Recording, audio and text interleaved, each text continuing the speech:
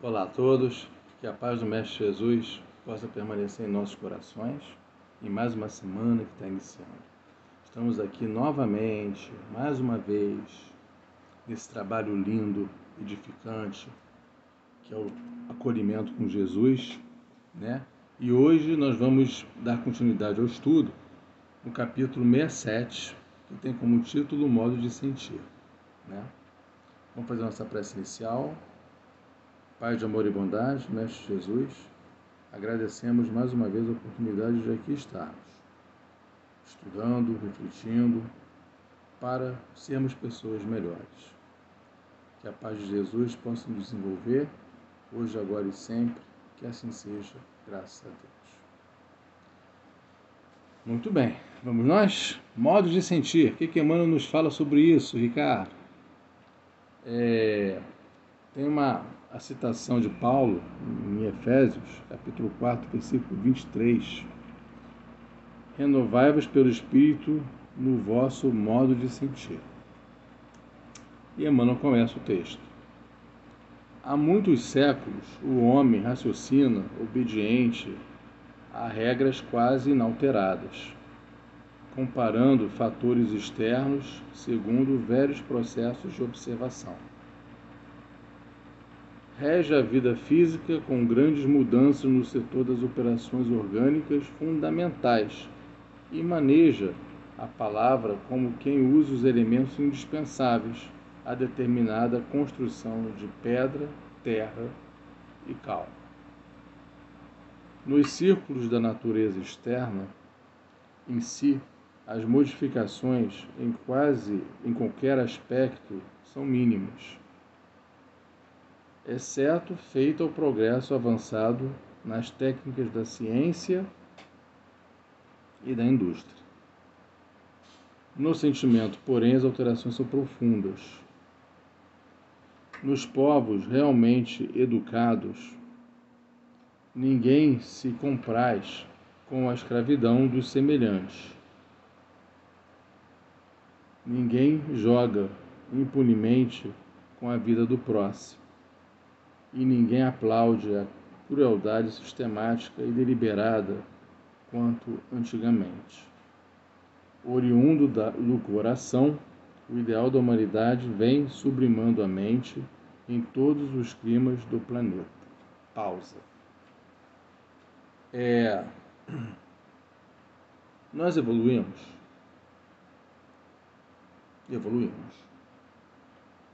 Se nós recordarmos o homem na época da barbárie, naqueles eventos que os romanos faziam, né?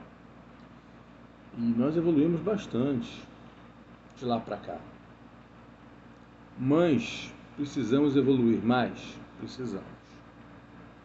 Nós ainda somos, ou melhor, nós somos seres intelectualmente evoluídos, mas moralmente ainda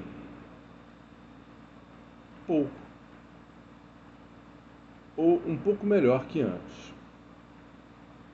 Se nós observarmos que nós somos ainda espíritos imperfeitos, que nós somos dotados ainda de orgulho, de vaidade, egoísmo, inveja, ciúme, né?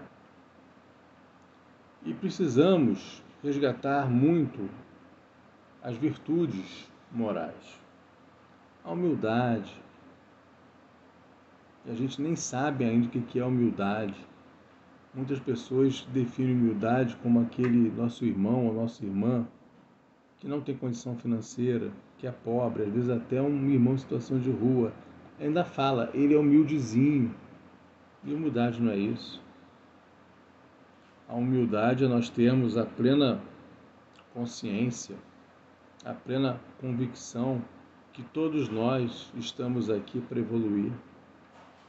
Todos nós estamos aqui para um dar a mão para o outro, para subir aquela escadinha da evolução e dando a mão para quem está num degrau um pouco mais baixo, para acolher uns aos outros. E nós precisamos, na verdade, o convite que Emmanuel nos faz é que nós possamos refletir um pouco sobre isso.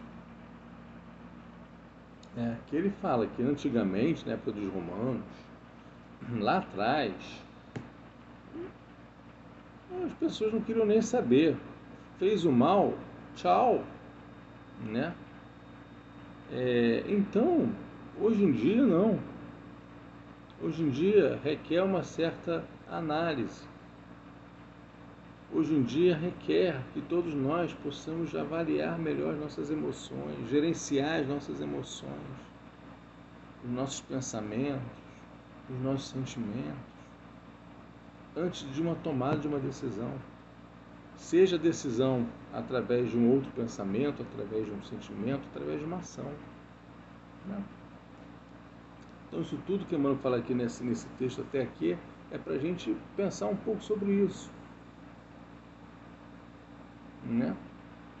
Para a gente pensar um pouco sobre isso. E até comenta aqui, no parágrafo acima, nos povos realmente educados, ninguém se compraz com a escravidão dos semelhantes. Cara, mas a gente vê um pouco ainda de escravidão. A gente vê. Pouco, mas vê. Vê um pouco de barbárie, o que está acontecendo, é violência. Tem. Mas não tem como existir antigamente. Mas nós enxergamos ainda isso. Nós vemos ainda isso. E foi colocado que tudo isso que nós estamos passando faz parte ainda dessa transição que nós estamos vivenciando, né? A transição planetária, né? Da mudança da Terra de planeta de expiação e provas para regeneração. Mas, por outro lado, também sabemos que essa transição também deve ocorrer o quê? De dentro para fora, né? Dessa mudança íntima, essa reforma íntima que tanto se fala no movimento espírita. Né? Vamos continuar o texto. O lar e a escola, o templo e o hospital, as instituições de previdência e beneficência, são filhos da sensibilidade e não do cálculo. Eu achei interessante que a Emmanuel coloca aqui o lar e a escola. Né? No lar, aliás, eu vejo muito isso hoje em dia. Quem tem filho em escola sabe, ou quem trabalha em escola também sabe, né? Que a escola, os pais cobram da escola a responsabilidade da escola em educar. Né? Eu falo o seguinte: a responsabilidade da escola é de educar, mas não no sentido do dever de educar de pai e mãe, mas é assim de fornecer as instruções, as regras, né? O que está estabelecido pelo MEC como disciplinas.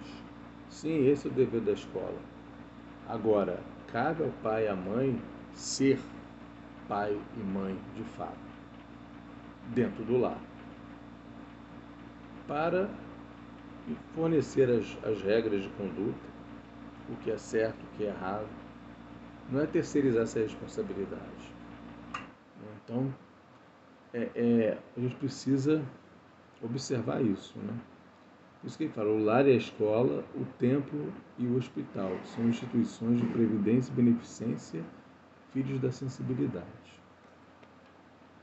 Um trabalhador poderá demonstrar altas características de inteligência e habilidade, mas se não possui devoção para com o serviço, está sempre um aparelho consciente de repetição, tanto quanto o estômago é a máquina de digerir há milênios. Ou seja, qualquer trabalho que nós estejamos envolvidos, nós precisamos depositar nesse trabalho isso que Emmanuel coloca aqui, o ato de devoção, a entrega, a nossa devoção. Né? Só pela renovação íntima progride a alma no rumo da vida aperfeiçoada, mudança íntima. Nós falamos e Emmanuel está repetindo aqui. mudança íntima, mudança de comportamento, mudança de pensamento, mudança de sentimento. Só fazendo isso, essa renovação, que a alma progride no rumo da vida aperfeiçoada. Antes do Cristo, milhares de homens e mulheres morreram na cruz. Entretanto, o madeiro do Mestre converteu-se em luz inextinguível pela qualidade do sentimento com que o crucificado se entregou ao sacrifício, influenciando a maneira de sentir das nações e dos séculos. Eu lembro muito aqui uma passagem de Jesus, na cruz, que ele fala, uma conversa entre ele e o Pai, que fala o seguinte: Pai, perdoa, eles não sabem o que fazem. Perdoa essas pessoas que estão aqui, eles não sabem o que fazem. E eu acho esse ensinamento de profunda informação e reflexão, que ele está pedindo ao Pai: olha, essas pessoas não estão sabendo o que estão fazendo, perdoa. E quantos de nós convivemos também com pessoas, com irmãos nossos, que erram conosco, e a gente não perdoa? Se justamente a orientação de Jesus é que nós possamos perdoar essas pessoas. Crescer em bondade e entendimento é estender a visão e santificar os objetivos na experiência comum. Jesus veio até nós a fim de ensinar-nos, acima de tudo, que o amor é o caminho para a vida abundante. Gente, o caminho é o amor, é através do amor. Esse amor no sentido também de compreensão, de nós termos mais compreensão com o nosso semelhante, sabendo das dores dele. Às vezes a gente tem pessoas que passam por dores que nós não imaginamos como dói. E dói, e muito, e feio. Então que nós possamos ter mais amor, mais compreensão com esses irmãos. Nós estamos aqui para isso, para estender a mão, para acolher, para amar. Não é para julgar. Para julgar já tem muita gente fazendo. Deixa eles fazerem, até eles evoluírem, que também não é o correto.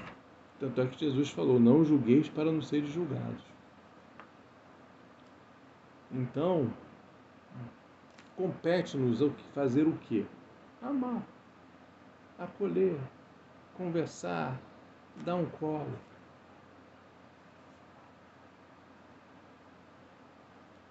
Agora eu me perdi aqui, deixa eu me achar. Ah, tá.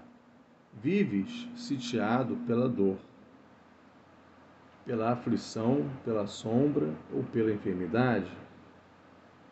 Renova o teu modo de sentir pelos padrões do Evangelho e enxergarás o propósito divino da vida, atuando em todos os lugares com justiça e misericórdia, sabedoria e entendimento.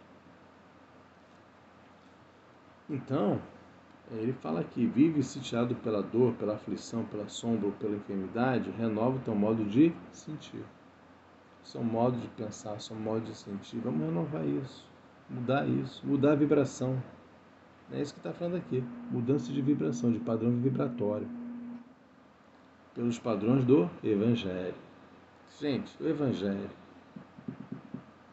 No Evangelho tem um capítulo que eu gosto muito, que é uma orientação, na verdade, a nós que aqui estamos encarnados. É o capítulo 5. Bem-aventurados os aflitos. Que se não me engano, é o capítulo mais longo do Evangelho. Então, recorre a ele. Ali está o remédio. Não só nesse capítulo, como em todos de uma forma geral, o Evangelho segundo o Espiritismo recorre a essa obra. Aquela obra é o nosso remédio, é o nosso acalento. Pensar um pouquinho sobre tudo isso que nós batemos o papo hoje. Muita paz a todos, fiquem com Deus e até a próxima.